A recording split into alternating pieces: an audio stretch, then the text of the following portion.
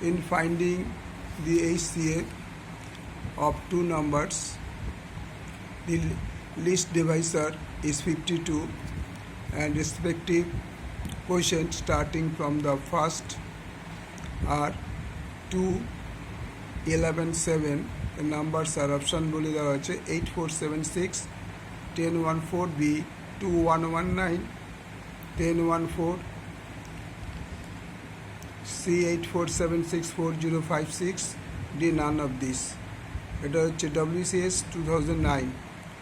এবার আমরা কী করছি, এই অপশানগুলোকে মধ্যে অপশানগুলো চুজ করতে হবে যা 52 দিয়ে ডিভাইসেবল হবে। তাহলে এই দুটোর যদি আমরা ডিভাইস করি 52 দিয়ে যাচ্ছে না, তোমরা ওটাকে 8476 যেটা আছে 40কে দুটো HCF মানে গসাগু করতে হবে। দেখুন এখানে গসাগু করা আছে, গসাগুতে পাওয়া গেলে 52। তাই এখানে আমরা লিখছি যে গসাগু শেষে ভাজক হবে 52। মনে রাখতে হবে ভাগ প্রক্রিয়ায় গসাগু নির্ণয়ের সময়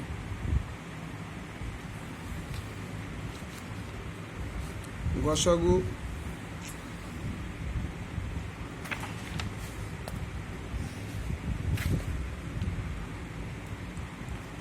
নির্ণয়ের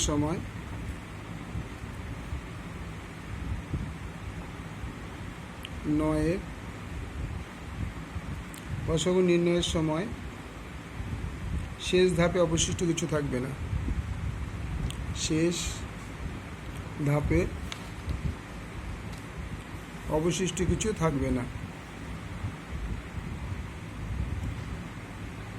অবশিষ্ট কিছু থাকবে না, অর্থাৎ 52 এবং 7-এর গুণফলই শেষ ধাপে ভাজ্য। শেষ ধাপে ভাজ্য, এটাই আগের ধাপের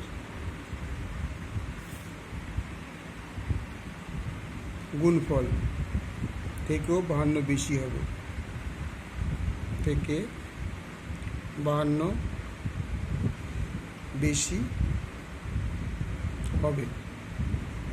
কারণ বিয়োগফল 52 রাখতে হবে, কারণ বিয়োগফল 52 রাখতে হবে।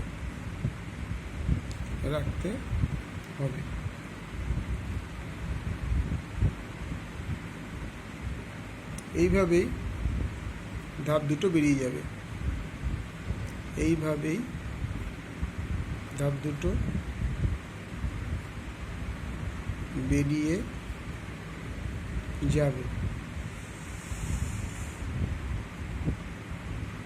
তাহলে 52 কি করা যায়,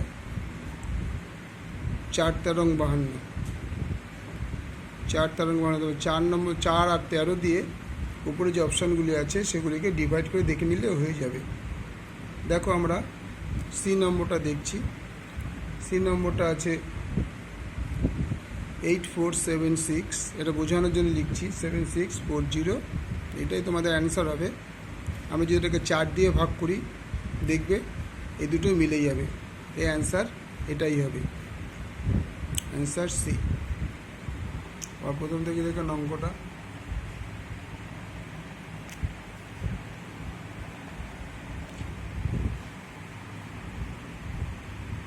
আবার বলে দিচ্ছি, সব কটা যে অপশান আছে অপশানকে 13 আর 4 দিয়ে ভাগ করে দেখবে, যেটা মিলে যাবে সেটাই হবে অ্যান্সার। Okay, thank you.